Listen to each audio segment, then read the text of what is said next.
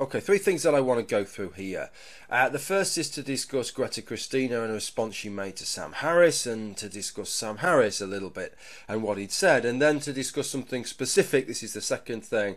Sam Harris had discussed YouTube amongst other things, mentioned YouTube, and said, why are most atheists on YouTube male? So I wanted to actually discuss that as a male on YouTube and an atheist. So, and then finally something that Michael Nugent has got involved in, specifically with Ophelia Benson, and a rather remarkable hypocritical statement. Would you believe that? A hypocritical statement from Ophelia Benson.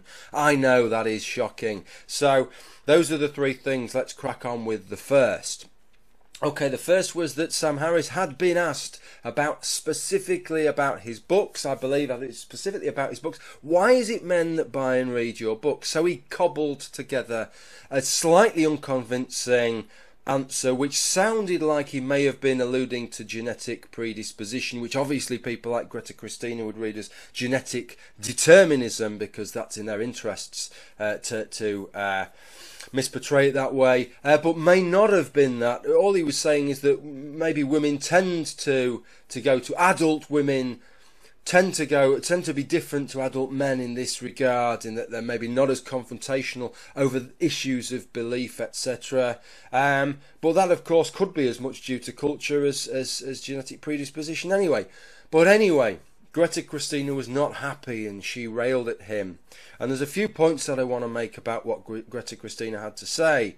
The first was that she quoted a load of statistics to show that around the world as many women as men are atheists, and she seemed to see that as some kind of fucking gotcha there. But that was nothing to do with it. The question wasn't why are more men than women atheists. The question was why are more readers of Sam Harris's books men than women. And so I presume he was looking that in an environment of male and female atheists to begin with, because he never said, well, the reason most of my books are read by men is because most atheists are male. So Greta Christina, that was hopeless what she'd said there. She also brilliantly falsified his claim that men tend to be more aggressive and confrontational on those things by pointing out how aggressive and confrontational she is. Brilliant. That entirely falsifies it, doesn't it? Of course it doesn't. And I say this in an environment of thinking that Sam Harris is wrong, right? I'm not defending Sam Harris's argument because I don't really buy it. But Greta Christina's defence was worse than Sam Harris's argument. The idea that because she's aggressive that shows anything.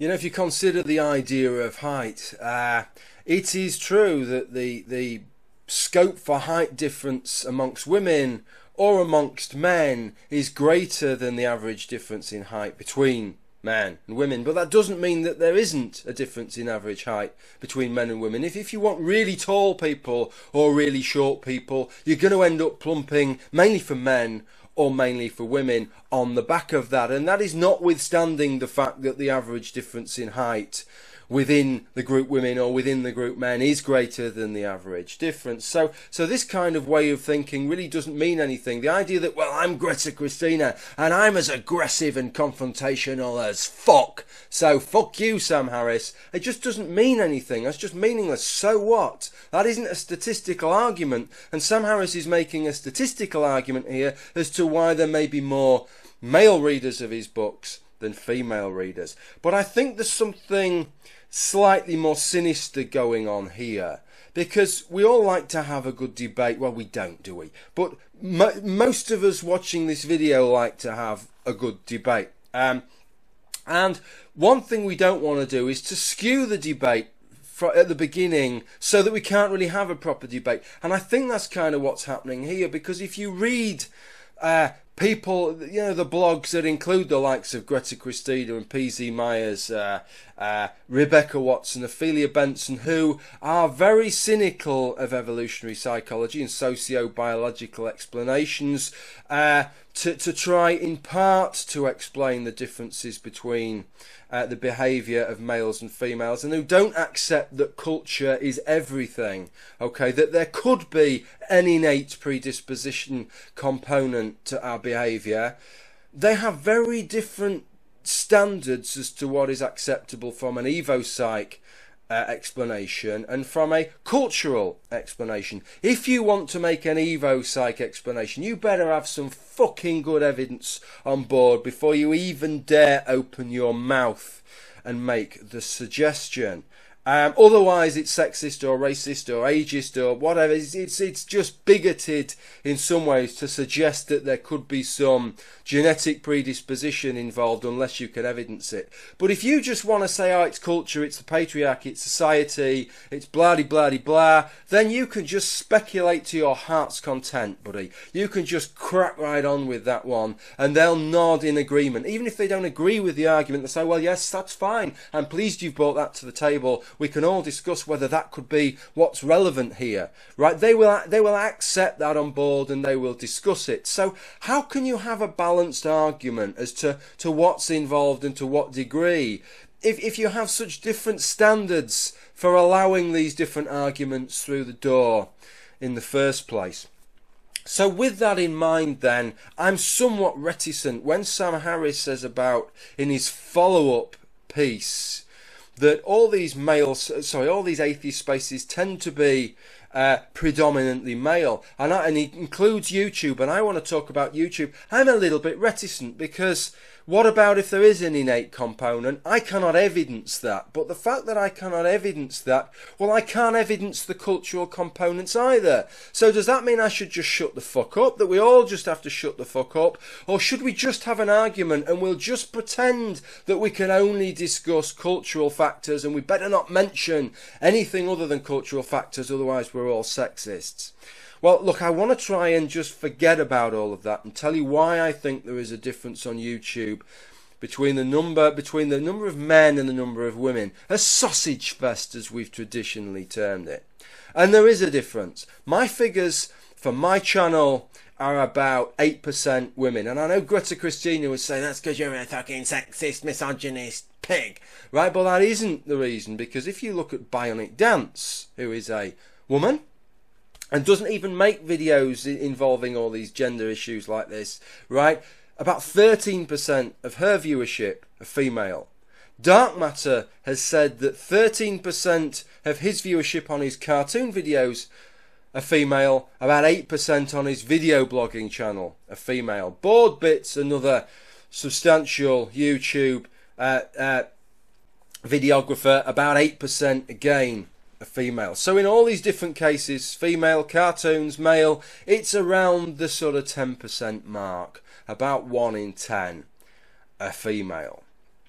So why is that then? Well, I've been thinking about this not for the first time. It's something I've often pondered, but I think I've maybe come up with something which has convinced me, even if it doesn't convince you. Right, and this is how it goes. The vast majority of men and women might well feel exactly the same on all these things. But you and I, good viewer, are the exception. And why are we the exception? Because most people who are atheists, they maybe think about their atheism a bit, and then that's the end of it, right? It's all a little bit fucking boring and trivial. There are 1,001 other things they're interested in. They're more interested in their family. They're more interested in the X Factor. Okay, they're more interested in watching sport.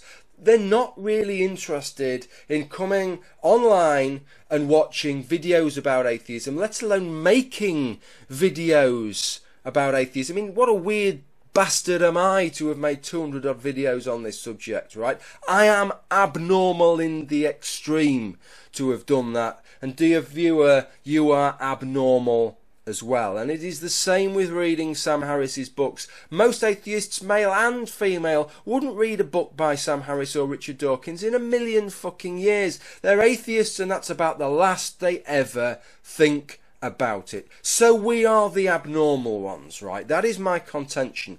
I wish we weren't, because then a video I make that gets 3,000 views would have about 300,000 views, and I'd be very, very happy. So given that we are the exception, then imagine this, that 99% of female atheists are not like us. They are typical. 99% of female atheists are typical and think that all this that we are doing here is absolutely ridiculous. And that 90% of male atheists are typical, and they think that what we are doing here is a ridiculous waste of time. Now that means two things. It means that you will have, if you start off with the same number of male and female atheists, you will have a viewership for things like this. You will have a number of video bloggers doing things like this. You will have a readership figure for Sam Harris's books of about 10 to 1 male to female. That's the first thing that it means. The second thing that it means is that the vast majority, 90% of men and women, will be entirely in agreement with one another, entirely like one another. The similarities between male and female will be greater than the differences between them. We're talking about small numbers here, folks. So when we're talking about differences in viewership between male and female, that doesn't mean that that applies to men and women across the board. It just means that of the small numbers of men and the small numbers of women that like to get involved in these kinds of things, or to read about the universe and read about science and read about all these different things and get involved in their atheism, there could be statistical differences at that very end, that abnormal end where we all exist. So that's kind of where I'm at with this. That's certainly one I'd be interested, whether you think that maybe I'm onto something on that, or talking shite as usual. The last one is Michael Nugent. Oh, Michael Nugent. Right, let's have a bit of coffee. Never mind coffee with Claire. Coffee with Jimmy Boy. Right, so Michael Nugent, something I said a couple of years ago, I don't claim for it to be original, was that I was pissed off with reading the likes of Richard Carrier et al. Talking about the atheist movement, as if there's only one atheist movement and it's their atheist movement and that's it. There are lots of atheist movements. They are atheist movements, not an atheist movement.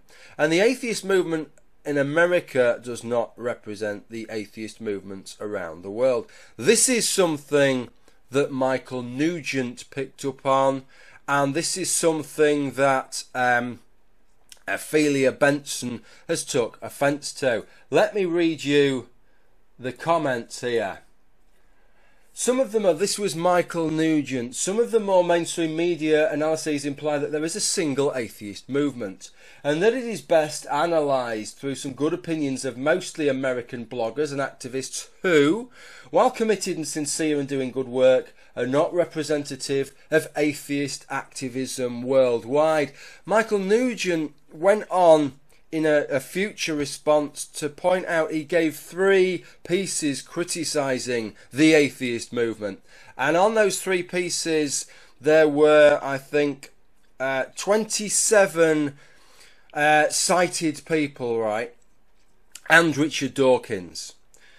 So Richard Dawkins isn't American. What about those other 27? How many of those other 27 do you think were American bloggers and atheists?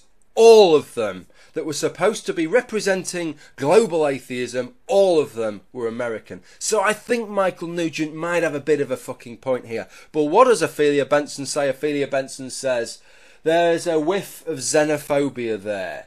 The claim isn't really true, and it's a little bit creepy. God, I hate the use of the word creepy. I don't even know what that fucking means. But I love the fact that she regards that as xenophobia. Bear in mind, this is Ophelia Benson. Ophelia Benson is somebody who looks at atheist conferences and sometimes sees that all the speakers are male, and comments on that and says that it's wrong that all the speakers are male. So presumably when Ophelia Benson is doing that, she's being sexist and a little bit creepy by her own standards. Sometimes Ophelia Benson looks at these conferences and she sees that the faces there giving the talks are overwhelmingly white, and she doesn't want to see that. She wants to see more people of colour giving talks at conferences. Surely when Ophelia Benson's doing that, then by her own standards she's being racist and more than a little bit creepy. Doesn't it seem a little bit of a double standard? She loves to accuse people of doubling down and battening down the hatches, hunkering down when they're under attack. Isn't that exactly what she's doing here? She wants to see diversity, and when she wants to see diversity, when it fucking suits her, right? She's the one that's in the right. She's the one wielding the sword of righteous justice, the one true sword that exists in 1,000 different fucking versions. And yet when somebody else makes the same claim and she's on the receiving end of it, they're being xenophobic and creepy. I just had to laugh. Michael Nugent is one of the most moderate atheists I think you could come across. One of the most conciliatory is the word I'm looking for, atheists you could come across. And this whole Free Thought Blogs fiasco is largely looking like a fucking onion, and they're shelling layer after layer after layer. They've shelled the Harris, Dawkins, Coyne, Krauss layer. That's fucking gone a long time ago. We're actually getting down to the core now. If you're getting down to the Michael Nugents, and the Michael Nugents are fucking losing patience with them, it's almost getting to the critical point where they're just going to have to start tearing into each other because there's nobody else left. Thank you for watching anyway. Hope I've given you some food for thought. I'd be interested to know what you thought about my YouTube analysis. And bye for now.